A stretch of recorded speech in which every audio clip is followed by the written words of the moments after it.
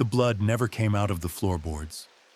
For 43 years after that November night in 1875, the Harker cabin sat empty on Bone Ridge, its door hanging open like a wound. Neighbors would cross themselves walking past. Children dared each other to touch the doorframe, then ran screaming down the mountain path. The stains had turned black with time, but everyone knew what they were. Inside, 16 people had died by the hand of one man. Not strangers, not enemies, family. Jeremiah Harker had lived 32 years before he picked up that axe. 32 years of watching his bloodline twist itself into something monstrous. 32 years of silence while his kin bred with cousins, beat their children senseless, and turned their hollow into a kingdom of cruelty that even the law wouldn't touch. But on November 23, 1875, something in Jeremiah's mind finally snapped clean in two. What drove a man to murder his entire clan? And why did the mountain folk whisper that maybe, just maybe, he was right to do it? The smell hit you first when you climbed toward the Harker place. Wood smoke mixed with something sour, like meat left too long in the sun. Then came the sound of axes biting wood, dogs barking at nothing, and underneath it all, a silence that felt wrong. Even the birds seemed to avoid Bone Hollow. Jeremiah Harker was born into this wrongness in 1843, the seventh son of a seventh son, though that meant less blessing than curse in a family where the bloodline had folded back on itself too many times. His grandfather, old Moses Harker, had first claimed this ridge in 1808, building his cabin where the creek bent around a natural shelf of stone. Moses brought his wife up from the valley, and for a time, the Harkers seemed like any other mountain family scratching out a living from thin soil and thick timber. But Moses' wife died bearing their fifth child, and Moses never remarried. Instead, he kept his daughters close and his sons closer. When the time came for marriage, he didn't look beyond his own blood. Family takes care of family, Moses would say, rocking on his porch with a jug of corn liquor. Outsiders bring outside troubles. By 1843, when Jeremiah drew his first breath, 3 generations of Harkers had married within the clan. Cousins wed cousins. Uncles claimed nieces. The family tree had grown so tangled that children couldn't rightly say who their father was, and their mothers often couldn't either. The signs showed early. Jeremiah's cousin sister Mary had been born with one eye sealed shut. His brother Uncle Thomas stammered so badly he mostly spoke in grunts. Little Sarah, who might have been his niece or his half-sister, never learned to walk properly, dragging her left leg behind her like a broken branch. But Jeremiah came out whole. Strong back, clear eyes, quick mind. Maybe too quick. While his kin saw their twisted bloodline as God's will, Jeremiah began to see it as something else entirely. Something that needed to end. Every Sunday, weather permitting, the Harkers made their way down to Shepherd's Creek Baptist Church, where Reverend Samuel Good had been preaching the gospel for 22 years. Good was a thin man with soft hands who'd come down from Pennsylvania with ideas about civilizing the mountain folk. Those ideas had died hard against the reality of Appalachian justice. He'd learned not to ask too many questions about the Harker family tree. The Lord works in mysterious ways, Good would tell himself when little Sarah limped into his sanctuary, or when he noticed fresh bruises on the women's arms, or when he caught wind of the whispers about which Harker men shared, which Harker women. The church needed every tithe it could get, and the Harkers paid in silver coins when others brought eggs and cornmeal. Jeremiah sat in the back pew, watching Good's carefully averted eyes. Even at 15, he could read the calculation in the preacher's face. the cost of speaking truth versus the price of staying fed. The boy memorized every sermon about righteousness and justice, filing them away like ammunition for a war he couldn't yet name. After service, the congregation would scatter quickly. Nobody lingered to shake hands with the Harkers or invite them for Sunday dinner. The isolation suited old Moses just fine. He'd built his kingdom on the mountain, and kingdoms needed subjects, not neighbors. "We don't need their charity," Moses would growl, counting the silver pieces in his tobacco pouch. "Got everything we need right here in the family." But Jeremiah had started walking down to the valley on his own, trading pelts and carved trinkets for books and newspapers. He learned there was a world beyond Bone Hollow where cousins didn't marry cousins, where children knew their fathers, where families grew by bringing in outsiders instead of consuming themselves. He learned that what happened in his cabin had a name: degeneracy. And he learned that in other places, in civilized places, such things were considered crimes against both God and nature. The weight of that knowledge settled on his shoulders like a yoke. In the winter of 1864, Jeremiah found his grandfather's ledger. He'd been splitting kindling in the root cellar when his axe bit deep into what he thought was just another log. Instead, the blade struck oiled leather. Inside the leather wrapping, a book bound in black calfskin, its pages filled with Moses's careful script. The old man had kept records, every birth, every death, every coupling. Not just names and dates, but relationships mapped out in spidery detail. Who belonged to whom? Who came from whom?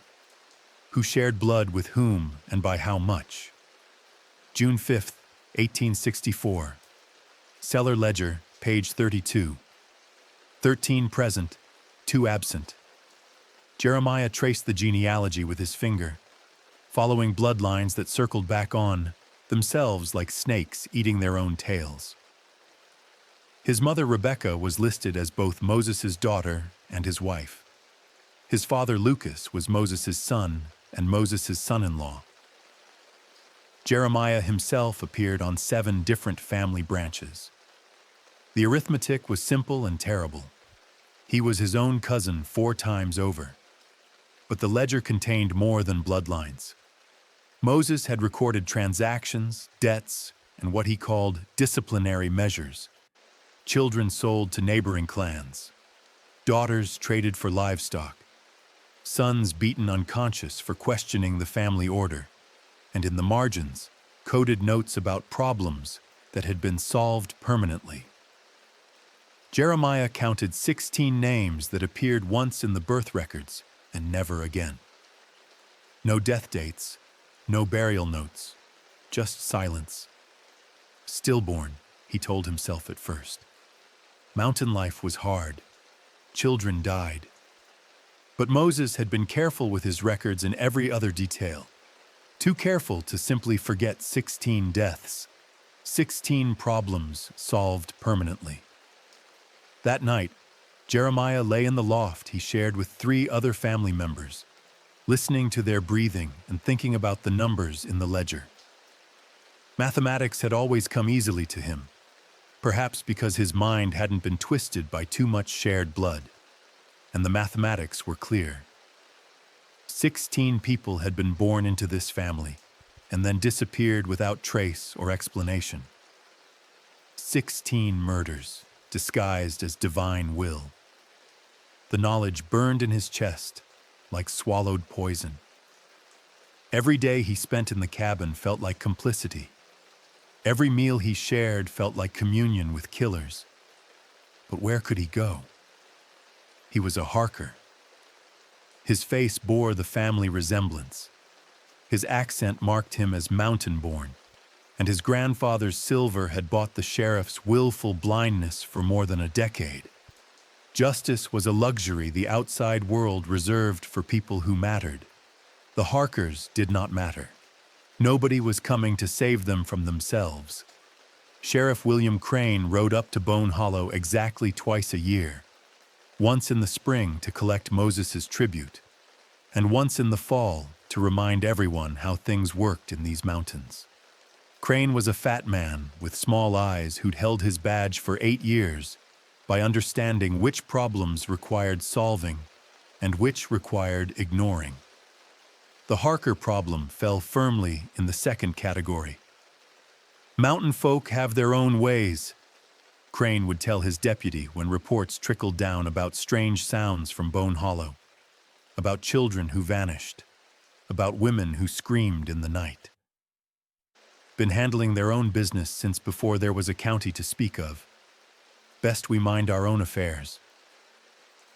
What Crane didn't mention was the leather pouch Moses handed him each visit, heavy with silver dollars minted from ore that came from mines no one had ever registered with the territorial government.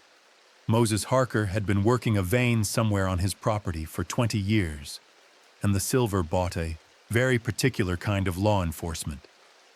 The kind that rode slowly up the mountain trail, announced itself with loud voices and clattering hooves, and arrived to find cabins swept clean and families on their best behavior.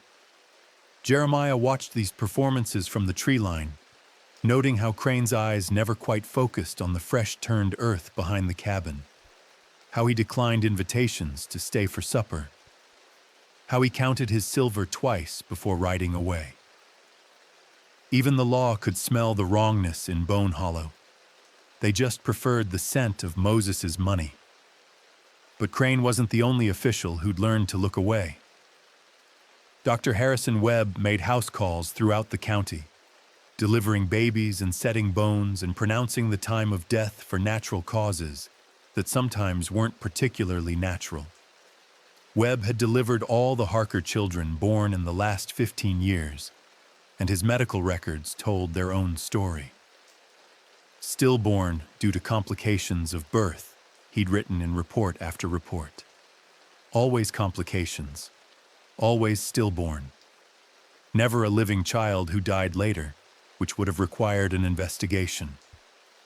Jeremiah had seen the graves behind the cabin, 16 small mounds in neat rows. The arithmetic didn't match the doctor's records, but Webb's handwriting was careful, and his signature was official.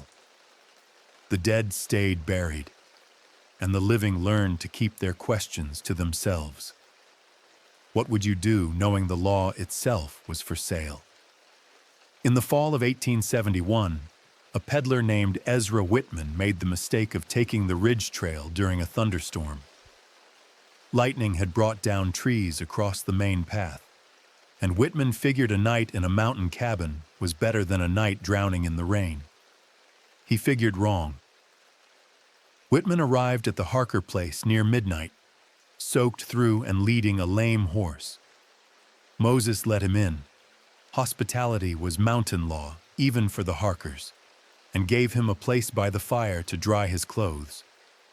But Whitman had traveled these mountains for 7 years, selling everything from farming tools to store-bought candy.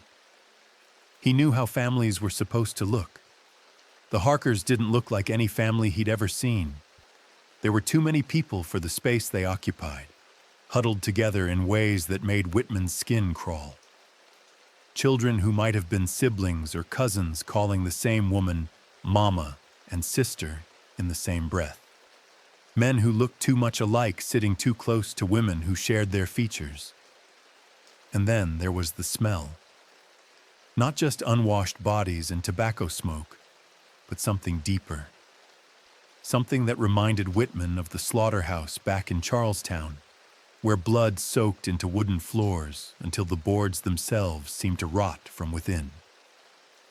Whitman tried to sleep, but every time he closed his eyes, he felt like something was watching him. Around 3 a.m, he heard sounds from the next room, shuffling, whispers, and then a scream that cut off too suddenly, like someone had clamped a hand over a mouth or slit a throat. When dawn broke, Whitman packed his goods and left without breakfast, despite Moses's invitation to stay for the morning meal. He never filed a report with Sheriff Crane. What would he say? That a family had looked wrong? That he'd heard a scream in the night? But Whitman talked to other traveling merchants, and they talked to storekeepers, and word began to spread through the valley that something unholy was happening up on Bone Ridge. Not specific accusations, just a growing sense that the Harkers had crossed lines that shouldn't be crossed. Jeremiah heard the whispers when he came down to trade, saw how people stepped aside when he walked past, noticed how conversations stopped when he entered a store. The outside world had decided the Harkers were monsters. They just didn't care enough to do anything about it. Thomas Harker tried to leave in the spring of 1872. Jeremiah's brother-uncle had always been different. The stammering, the way he flinched when Moses spoke, the hunger in his eyes when he looked toward the valley. Thomas had inherited enough of the family intelligence to understand what they'd become, but not enough strength to accept it quietly. He made it 3 miles down the mountain before Moses's dogs found him. They brought Thomas back with torn clothes and bite marks on his arms, but Moses didn't punish him immediately. Instead, the old man called the family together for what he called a teaching moment.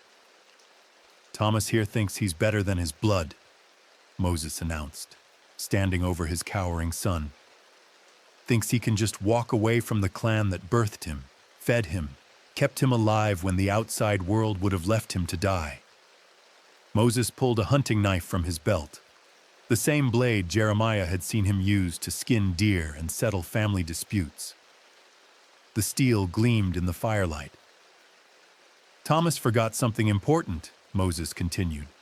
"Forgot that family blood is sacred blood. Forgot that what happens in this hollow stays in this hollow. Forgot that there ain't no leaving once you've been born a Harker." What happened next lasted 23 minutes by Jeremiah's count.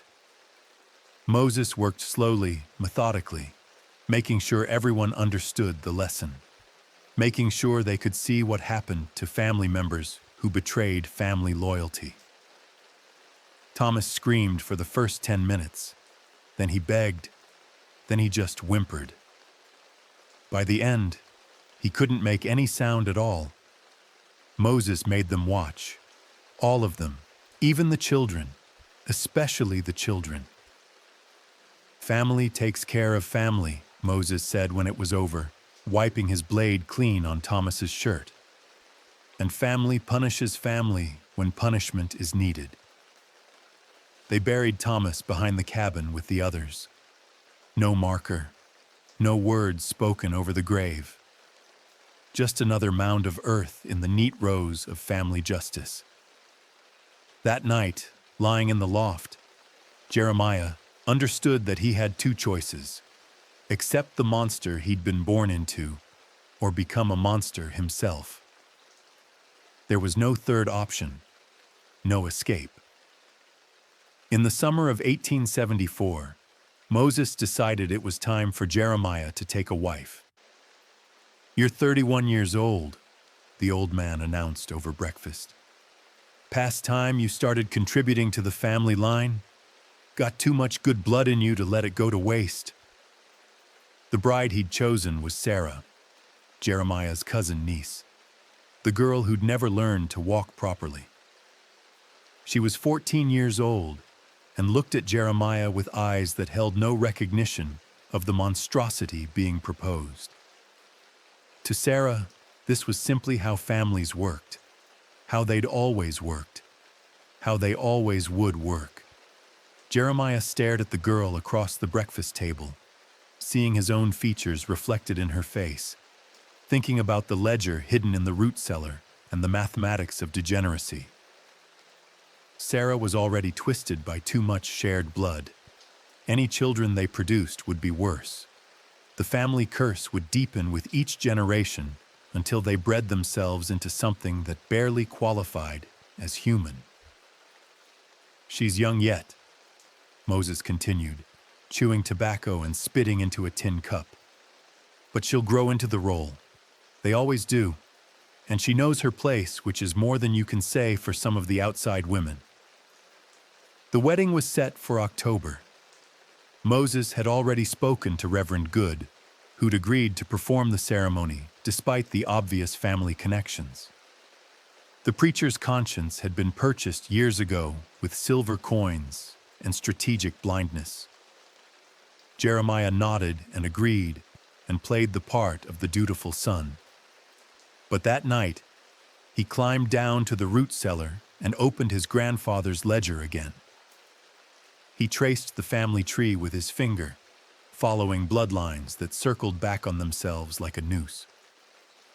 Sarah's children, his children, would be born into the 5th generation of inbreeding. The ledger showed what happened to 5th-generation Harker babies. Most didn't survive their first winter. Those who did came into the world broken in ways that couldn't be fixed, and the few who lived to adulthood. Jeremiah had seen them, the older cousins who drooled constantly and couldn't form words. The uncle who'd been born without proper genitals and flew into murderous rages when reminded of the fact. The aunt who ate her own hair until she vomited blood. This was his grandfather's legacy. This was what Moses called keeping the blood pure. 3 weeks before the wedding, Jeremiah made his choice. He would not marry Sarah. He would not contribute to the family line.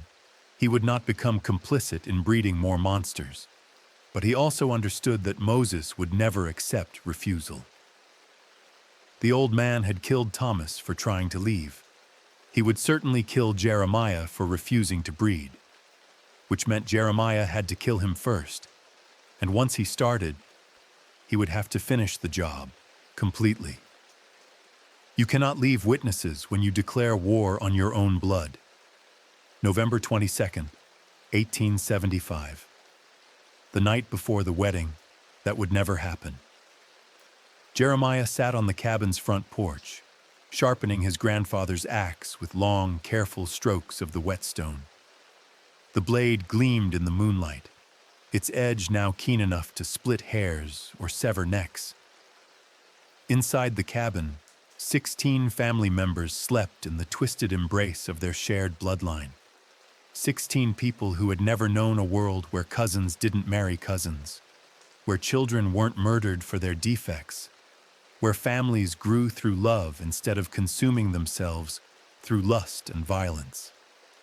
16 people who would never accept change, who would never stop the cycle, who would keep breeding monsters until the Harker name became synonymous with degeneracy across the entire mountain region. Jeremiah tested the axe edge with his thumb, watching a thin line of blood well up from the cut. The steel was ready, sharp enough to do what needed doing, clean enough to make it quick. He thought about Thomas, tortured to death for trying to escape. About the babies buried behind the cabin, killed for being born imperfect.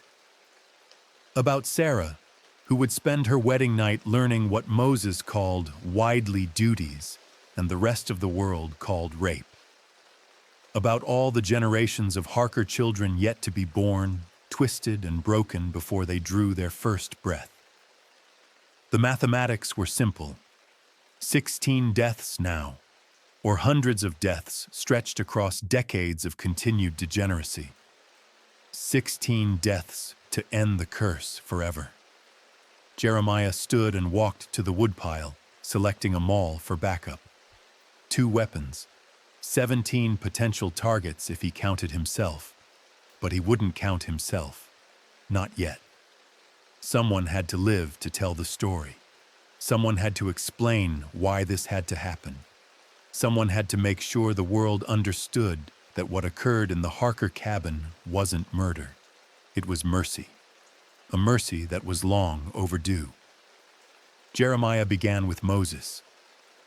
The old man slept in the main room, curled around a jug of corn liquor like a child with a favored toy. 73 years old and still the unchallenged king of Bone Hollow, still convinced that his word was law and his blood was sacred. Still believing that God approved of what the Harkers had become, Jeremiah stood over his grandfather's sleeping form, axe raised high, thinking about 27 years of watching Moses's casual cruelty. 27 years of systematic degradation disguised as family values. 27 years of silence while monsters bred more monsters in the name of keeping blood pure. No more silence. The first blow split Moses's skull clean through to the jaw. The old man didn't wake up, didn't cry out, didn't suffer. Jeremiah had learned mercy from watching Thomas die. Death could be quick if you knew where to strike. The sound of steel biting bone woke Rebekah, Moses's daughter-wife, Jeremiah's mother-aunt. She sat up in the corner bed, blinking in the darkness, trying to understand what she was seeing. "Jerry?" she whispered. "What are you?" The second blow took her in the temple. She fell back against the cabin wall, her final breath rattling in her throat like autumn leaves. 2 down. 14 to go. Jeremiah moved through the cabin with systematic precision, working room by room, bed by bed.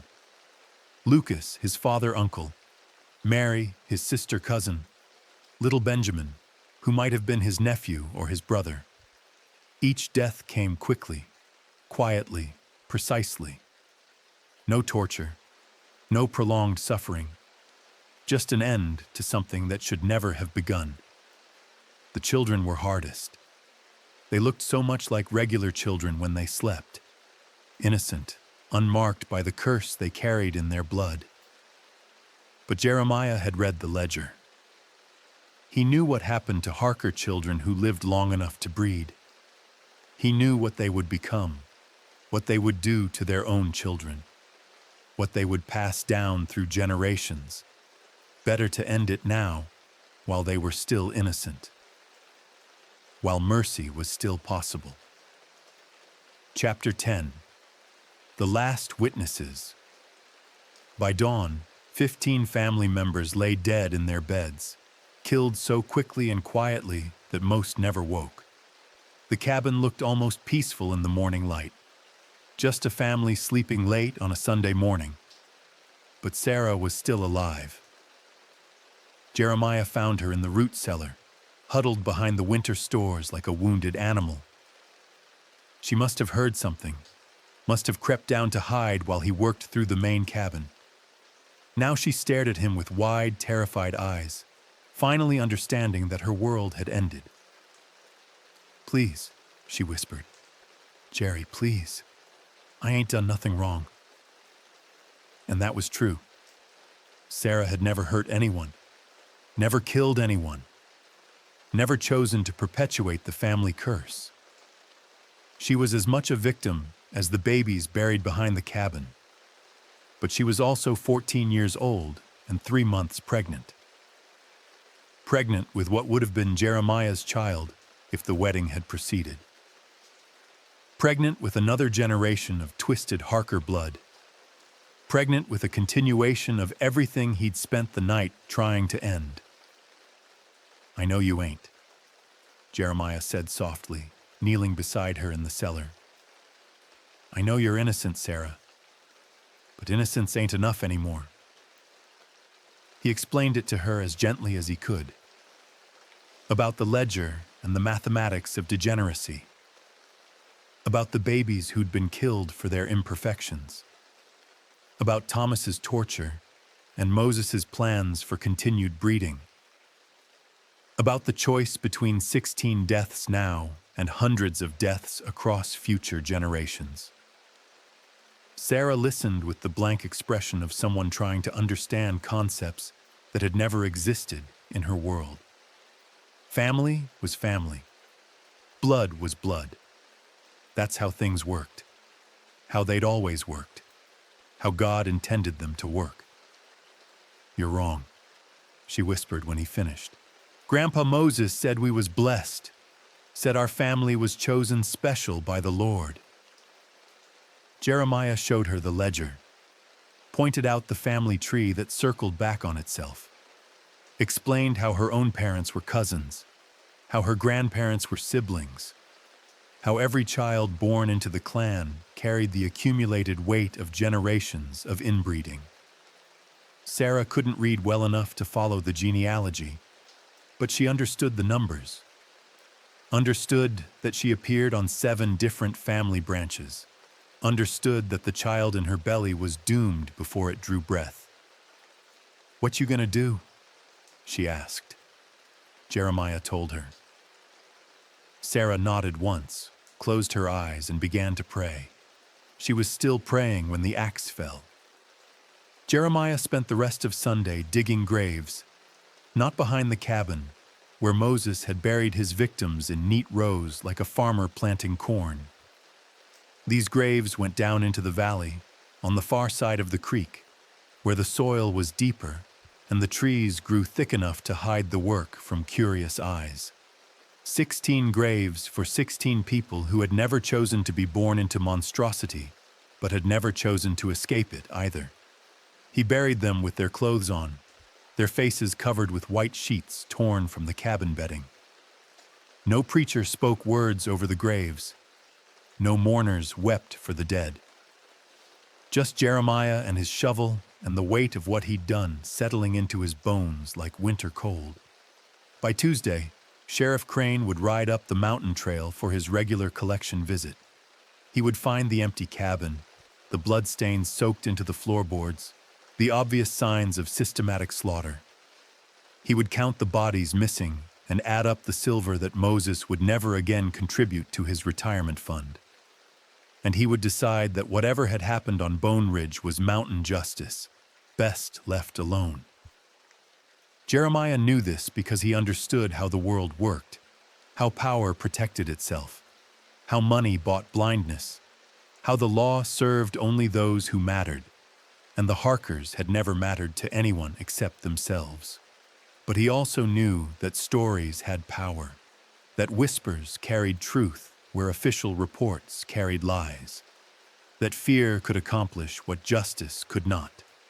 So he left signs, the bloodstains still wet and dark, the axe, its blade clean but its handle still warm from his grip, the ledger open to the page that showed Moses' genealogy in all its twisted detail, and on the cabin wall, written in charcoal, a single sentence: "The curse ends here."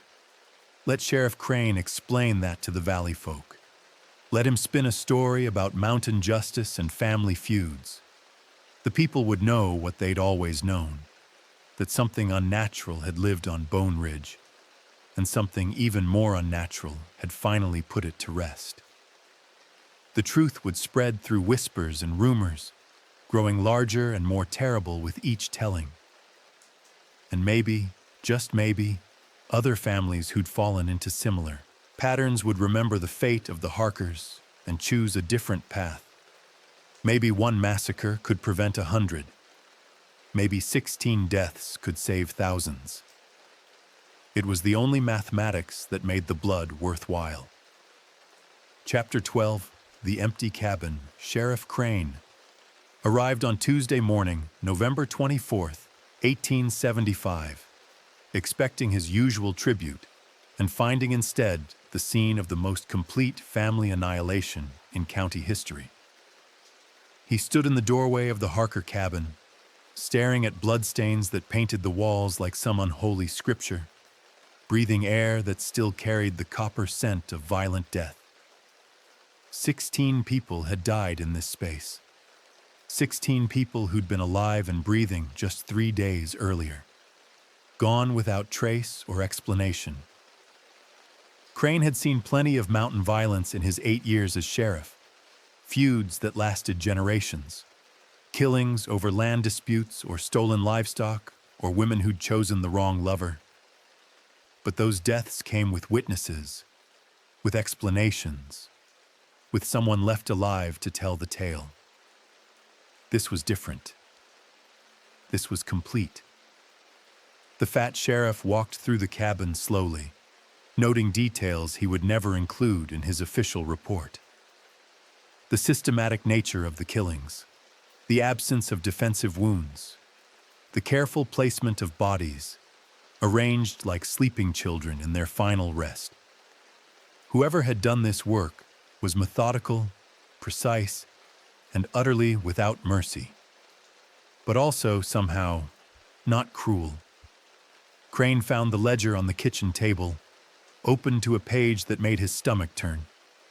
He'd always known the Harkers were strange, but seeing their family tree laid out in black ink, seeing how the bloodlines circled back on themselves like snakes eating their own tails, made him understand that strange was too mild a word.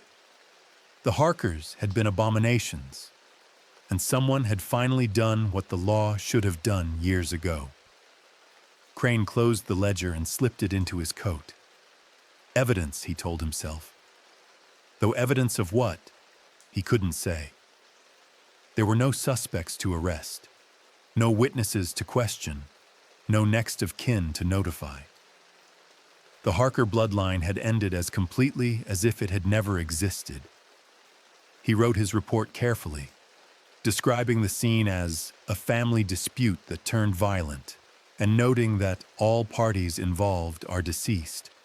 He mentioned no genealogy, no ledger, no signs of systematic execution, just a tragedy that had resolved itself through mountain justice. The case was closed before it was ever officially opened. But Crane never forgot the message written on the cabin wall. The curse ends here. 16 words that carried the weight of terrible truth. Word of the Harker massacre spread through the valley like wildfire, but the stories that grew from that first spark bore little resemblance to the truth Sheriff Crane had buried in his files. Some said Jeremiah had gone mad from too much family blood and turned on his kin like a rabid dog. Others claimed he'd been possessed by demons, driven to murder by the same evil spirits that had twisted his bloodline in the first place. A few whispered that federal marshals had finally come to settle accounts for 20 years of unreported mining claims. But the mountain folk knew better. They'd seen the signs for years, the wrongness that hung over Bone Hollow like morning fog, the way children vanished and women screamed in the night. They'd watched Sheriff Crane ride up that trail twice a year and ride back down with his pockets full of blood money. They'd listened to Reverend Good preach about sin and redemption while blessing unions that violated every law of God and nature. And they'd done nothing. Nothing but whisper and cross themselves and thank Providence that they lived down in the valley where such things couldn't touch them. Now the bill had come due. Not for the Harkers. They'd paid their debt in blood. But for everyone who'd known and stayed silent. Everyone who'd accepted Moses' silver or averted their eyes or decided that mountain justice was someone else's responsibility. Dr. Webb stopped making house calls to remote cabins. Reverend Good began asking harder questions about family relationships before performing marriage ceremonies.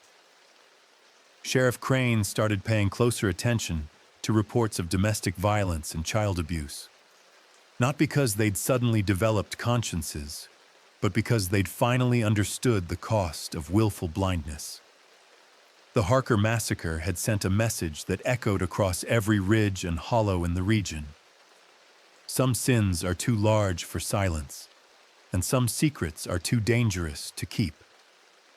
Eventually, someone will decide that 16 deaths are preferable to 16 generations of degradation.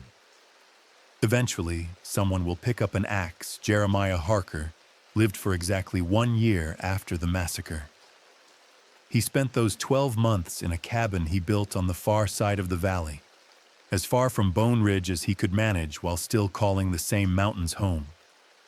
He kept to himself, traded his furs for supplies in town once a month, and answered questions about his family with silence that gradually became acceptance. People learned not to ask. People learned not to wonder where the rest of the Harkers had gone. People learned that some stories were better left untold. But Jeremiah carried the weight of those 16 deaths every day, felt their eyes watching him every night. He'd done what needed doing, but necessity didn't make the burden lighter. If anything, the certainty that he'd been right made it worse. He'd saved hundreds of future victims by murdering 16 present ones. The mathematics were sound, but mathematics couldn't ease the dreams that came every night. Dreams of Sarah praying as the axe fell, of Benjamin sleeping peacefully before the blade found his neck, of Moses' skull splitting like ripe fruit under the steel. Dreams of choice and consequence and the terrible weight of being the only person willing to act when action was required. On November 23, 1876, exactly 1 year after the massacre, hunters found Jeremiah's body hanging from a rope in his cabin. He'd left no note, no explanation, no final confession. Just a man who'd carried the burden of necessary evil until the weight finally broke him. The hunters cut him down and buried him quietly, marking the grave with a simple wooden cross. No name, no dates, no epitaph. Just another mountain man who'd lived hard and died alone. But they buried him facing east, toward the sunrise, not west toward Bone Ridge, where his family moldered in unmarked graves. Even in death, Jeremiah Harker chose to look away from what he'd done. Some burdens are too heavy for any one person to carry. Some choices are too terrible to survive. Epilogue: the Harker cabin still stands on Bone Ridge. Though the roof has fallen in and the walls lean at angles that defy engineering.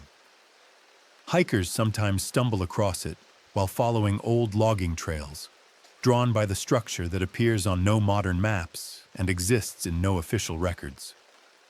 Most turn back when they see the bloodstains. The stains never fade, locals say. Rain washes over them, snow covers them, seasons change around them. But the dark marks on those floorboards remain as vivid as the day they were made, as if the wood itself remembers what happened there. As if the mountain refuses to let the story die. Sometimes, on quiet November nights when the wind blows just right, people claim they can hear sounds from the old Harker place. Not screams or ghostly voices, but something worse. The sound of an axe biting wood, steady and methodical, as if the work that began on November 23, 1875, continues still. The County Tourism Board doesn't mention Bone Ridge in their brochures, and local maps show the area as uninhabited wilderness. But the story persists in bar rooms and general stores, passed down through whispers and warnings, growing larger and more terrible with each generation that inherits the tale. They say that some sins are too large for forgiveness, and some secrets too dangerous for silence. And that when good people do nothing long enough, eventually someone will decide that 16 deaths are better than 16 generations of suffering. Subscribe if you want the next deep dive.